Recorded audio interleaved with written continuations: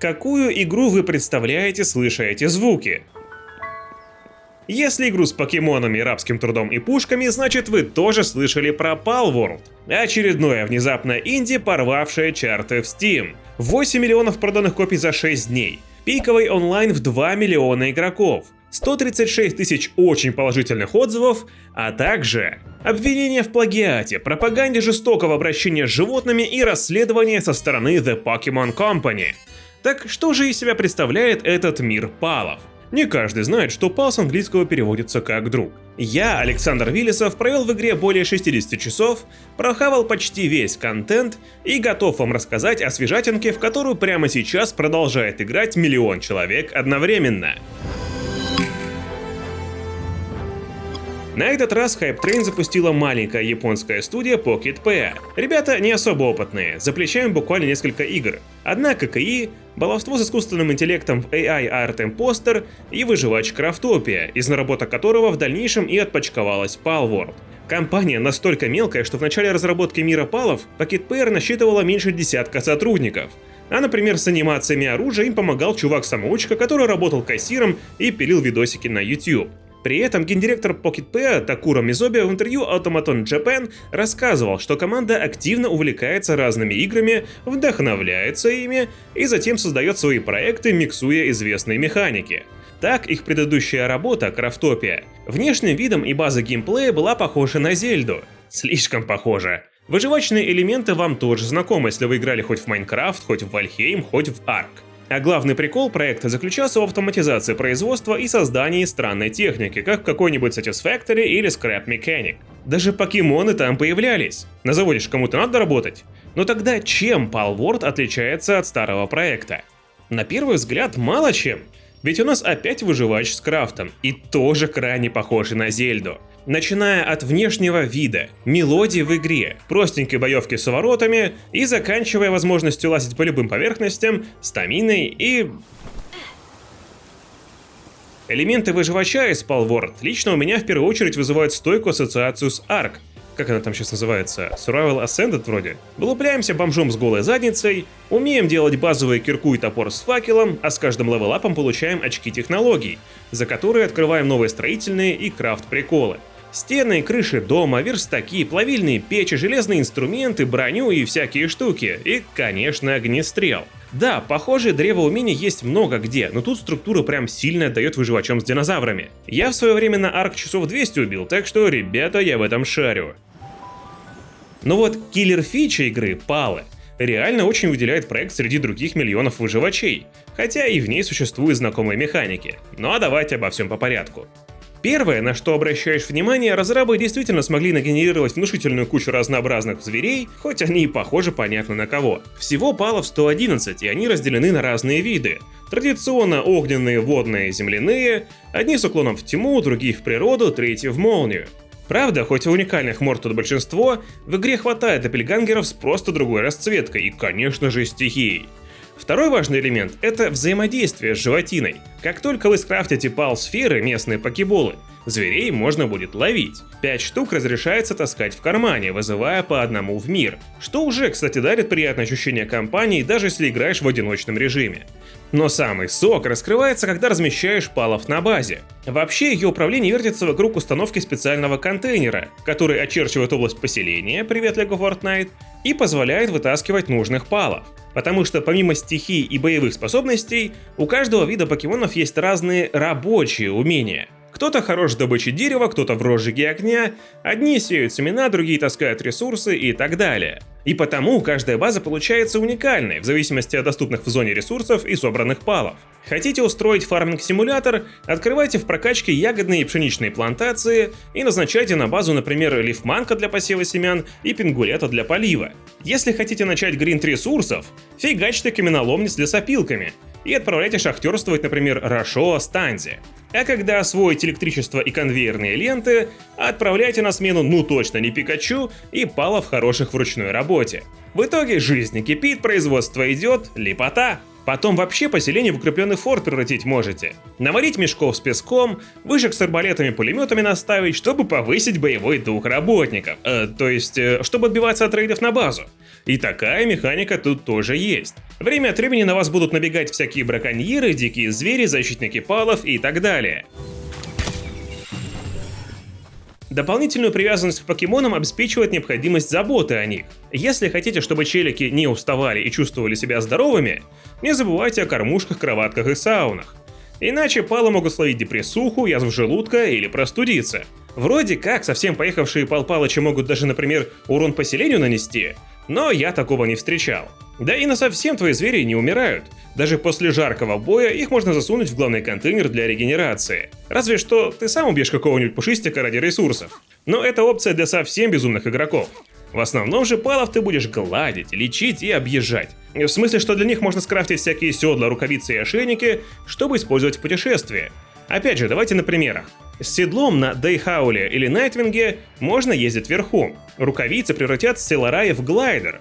А благодаря ошейнику Дейдрим будет всегда без призыва следовать за игроком. А некоторым палам снаряжение позволяет или превратиться в оружие, или использовать его. Из Фокс-парка, например, получается отличный огнемет. Пингулета можно использовать как снаряд для ракетницы, а Танзи умеет косплеить ту сцену из планеты обезьян. В общем, на первый взгляд кажется, что местные палы — это те же динозавры из Арк, но тут с покемонами какая-то более тесная связь появляется, что ли, и куда больше возможностей. Если на Дино мы только катались и использовали их как переносные сундуки, то палы — это прям твои полноценные компаньоны не только в приключениях, но и в быту. Что, конечно, тоже не то чтобы в новинку. Тут можно вспомнить Sunset of Forest, где Серега помогал строить базы, еще вроде в Conan Exiles рабы похожую функцию выполняли, а Фен не забыл о Римворld с его поселениями неписей, занятых своими делами. Главная проблема, которая руинит всю эту экосистему, это баги и проблемы с искусственным интеллектом. Вот, например, в моем приключении я нашел отличное месторождение руды, из которой можно делать металлические слитки. Но точка не самая удачная. С одной стороны скала торчит, а еще область базы захватила кусок земли уровнем ниже. И как я не старался наладить процессы и загородить все заборами, мои палы то и дело падали вниз, пытаясь добыть дерево, и не могли нормально вернуться по пригорку, а то и вообще клипались сквозь скалу и умирали там от голода. И даже на другой базе, на абсолютно ровной местности, некоторые уникумы регулярно застревали, например, на контейнере, таская туда ресурсы. А ведь я предупреждал их. Причем порой палы застревали так, что даже руками их не вытащишь. Взаимодействие просто не активировалось, приходилось заново спавнить через терминал. И прям обидно. Здесь открывается столько мебели для кастомизации дома, всякие диванчики, камины, игровые автоматы, но тебе не хочется строить дворец, потому что даже обычная коробка может стать непреодолимым препятствием для болванчиков. Да и в целом подобных огрехов в игре просто до задницы. То вдруг случайно ты сам клипаешься сквозь текстуру, а еще попробуй оттуда вылези. То один из рейдеров заблудится по пути на твою базу и сиди слушай тревожную музыку, пока этот болван бежит в стену. Интеллект противников людей вообще отдельной похвалы стоит. То пал-босс 50 уровня в скалу провалится, а ты ковырял его долбанных полчаса. Да что там, то даже невидимая стенка по периметру мира заканчивается ниже потолка локации. Я проверил, за ней есть еще одна невидимая стена, до дерева так и не добраться. Есть только один баг, который мне понравился. Если стригерить человеков-неписей, привет, звук из МГС, а затем пойти в башню к одному из главных боссов игры и переключить его внимание на болванчиков, вуаля, злодей вместе с палом у вас в покеболе. Возможно, кому-то я добавил еще одну мотивацию для приключения. Кстати, пал-сферы позволяют ловить и неписи человеков, и использовать их потом на плантациях, гладить в очень неприличном ракурсе, разделывать и даже выставлять на показ. Собрать все виды человеков в отдельном контейнере тоже любопытная цель на игру. И, кстати, о целях. А то я тут про каких-то главных боссов, гигантских палов рассказываю. Чем еще тут можно заниматься, помимо отлавливания сотни палов и построек базы? На самом деле глобальных целей не то чтобы много. Самое главное, исходя из вступительной кат-сцены и обучения, это сражение с 5 боссами, самыми крутыми тренерами покемонов. Они тусуются в башнях, обладают десятками тысяч единиц КП и огромным уроном. Поэтому к их штурму надо готовиться основательно. Чтобы игрок в Palworld не терялся, за ручку выведет прокачка сердца базы, контейнера для палов. Каждый новый уровень открывает еще одну ячейку для покемонов в поселении и требует скрафтить определенный предмет, помогает сориентироваться в технологиях. Сначала кроватку построй, потом гриль, потом плавильню, не забудь про электрогенераторы и конвейеры. И механики прохаваешь основные, ну и будешь занят какой-то конкретной прогрессией. Правда, с дефолтными настройками мира прокачка легко может скатиться в гринд, когда тебе будет требоваться технология, скажем, 24 уровня, а ты еще кукуешь на 20-м. К счастью, почти все аспекты геймплея, от расхода стамина до шанса приручения пала и силы урона, можно крайне детально настроить при создании мира. Да и на дефолтном сетапе опыт погриндить есть где. Например, в сражениях с мощными боссами-палами. Их любезно отмечают на карте, и каждый следующий здоровенный пал будет более высокого уровня. Захочешь собрать их всех, тоже придется попотеть. Еще можно отправиться в данжи, которые рандомно появляются в разных местах карты на ограниченное время. И они представляют собой цепочку пещер, где в конце вас обязательно ждет босс-файт и несколько сундуков с лутом. И вообще мир усыпан точками телепорта, записками, теми же сундучками, статуями и душами палов. Последние два нужны для твоей прокачки и особенно любимых монстриков. В целом, карта в Palworld получилась большой и как будто разнообразной. В одной части отдыхаешь в зеленых лесах, в другой любуешься осенним золотом. Есть жаркие пески, куда не стоит соваться без специальной брони. То же самое с ледяными хребтами. Есть парочка поселений людей, какие-то хай-тек останки, видимо, предыдущей цивилизации. Но миру дико не хватает живости. Куда ни сунься, сплошь покемоны, однотипные базы рейдеров, да и в целом ощущение неряшливой автогенерации мира. Особенно оно проявляется на аренах с гигапалами и боссами, всегда одно и то же помещение, и в данжах. Возможно, пещеры немного меняются, но ощущение, что каждый раз ты бегаешь ровно по одной и той же цепочке. Не хватает, чтобы возле одинокого моста был бы какой-нибудь городок. И что толку от этих красивых статуй, если я вообще не вдупляю, что это, почему это, и некому мне о лоре рассказать толком. И тем не менее, провалиться на десятки часов здесь можно.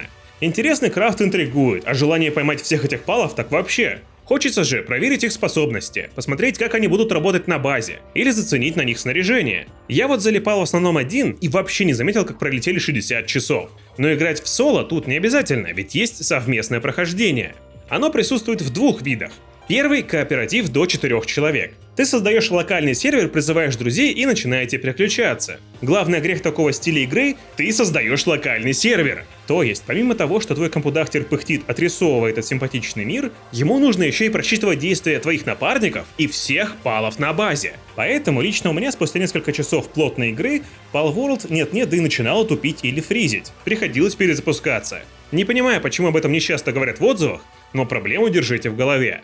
А второй вид зарубы с корешами – это общественные сервера, на которые можно запрыгнуть пачкой из 32 игроков. Причем поднять такой сервер можете и вы сами. Разрабы любезно предоставили гайд. Мы как раз на стриме бегали на сервере Дотериана, все работало хорошо. За исключением редких расколбасов персонажей, из-за которых повышается риск провалиться в затекстурье.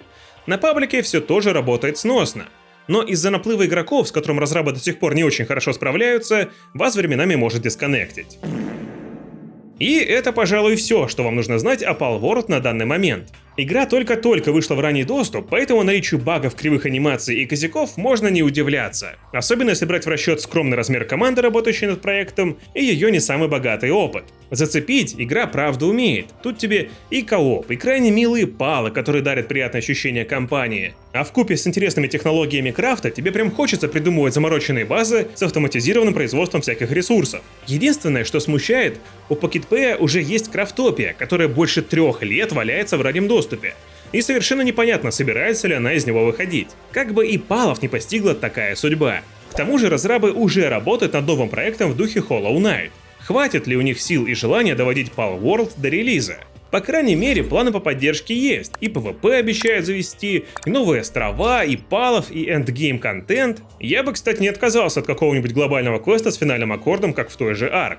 Но будем посмотреть. Главное, что сейчас вам ничего не мешает присоединиться к миллиону других игроков и отправиться в свое приключение с покемонами и пушками. Я же на этом с вами прощаюсь, и еще услышимся на Stop Game.